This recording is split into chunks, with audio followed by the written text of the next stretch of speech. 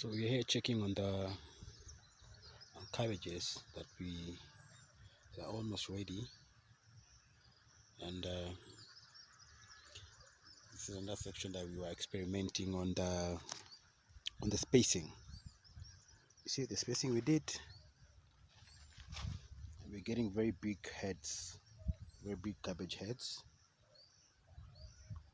I think we have a few more weeks to go, and yeah, so spacing is key. Spacing is key when it comes to getting big heads. You have to put big space. So I think our experiment, we can comfortably say that our experiment has been successful, and this variety is Mila, by the way. This is Mila. And I think as you can see, the heads are very big. Heads are very big. I think in about 2 weeks we'll be able to sell these cabbages for a very good price, or say from the 10th of December we could fetch good money, because the cabbages are not available now. See, very big head. This would weigh even say almost 4 kgs, which is not bad. That is acceptable when it comes to cabbages. So depending on we have a lot of challenge with the diamond black moth. I think this variety is very, I've noticed it's affected greatly by the diamond black moth. So lazima ukipiga tobacco, we've realized when you spray tobacco, most of these pests, you see what happens. This is what happens. So this is a wasted cabbage. So ikiumwa pale, this is why you should always protect your cabbage when it's forming the head. On the side, this is a waste. Anyways, unless you give it to the chickens or the rabbits. So when you don't protect the head from being damaged by the pests, so unaona the head doesn't form. Ikiumwa hivi, it doesn't form. So you end up with a cabbage that looks like this, majani tupu. That is a loss. Not good for you as a farmer. So it is very important that you should scout for pests as early as possible, constantly, and have a very good spraying pattern or schedule that you follow. Normally weekly is good, or once in 10 days is usually very good. And also, like what I've noticed cabbages is from planting cabbages is that you should have cabbages in different stages. Like you see now, these are the cabbages that we planted. So we have other cabbages that we planted. I think this would be ready in January. So that if in case you don't get very good prices at a particular time, that you can recover. So plant your cabbages in intervals. So plant 2 cabbages if you ukihata your season.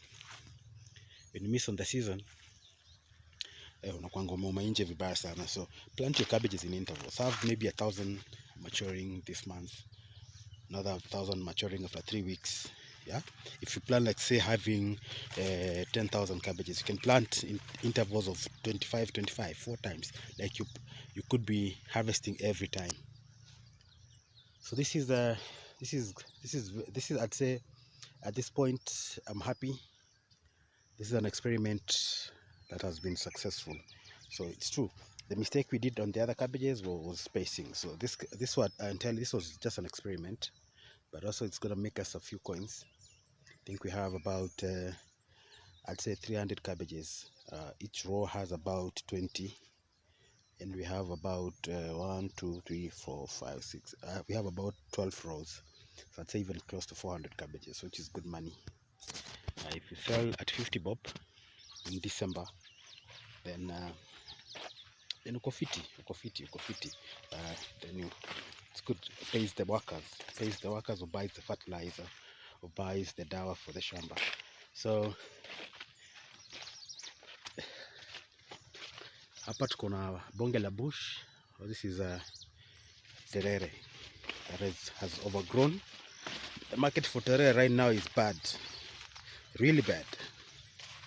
So in between hapa hizi kwa hizi bush, that's you see they're trying to see these the cabbages we left, so this one should be bomolewa, zitapewa ng'ombe. And then we didn't spray them anything, but there's still ones that we eat. And so let me show you. It's very we also had cabbages here. We have cabbages here in between, but yeah, these ones will be ready. Kuna cabbages, I don't know if you can see them, they're quite young, so I'll top dress them tomorrow with CAN. And then I think these ones will be ready in February. So have a plan for your farm. If you're farming, have a plan, or don't plant everything at once. See, the rain has been good on a house. See what these were the small hearts of avocados that have now started performing very well. Next to the hearts we have the pawpaw, and the plan here is to also have more pawpaws here. We have more pawpaws here. So the idea here is to have, once we're done, the pawpaw usually takes 8 months to grow. So a hearse takes about 3 years to mature. So in 3 years, just it won't be giving you any money. So the idea here is, once the pawpaw is start harvesting in 8 months, and pawpaw takes about 2 years, 3 years in the farm, is a hybrid. So zikikuja tu kuisha hivi kidogo, sisi we start now on our long-term project. All these are cabbages. Hapa kuna macabbages pia. Hizi ni soko ya February.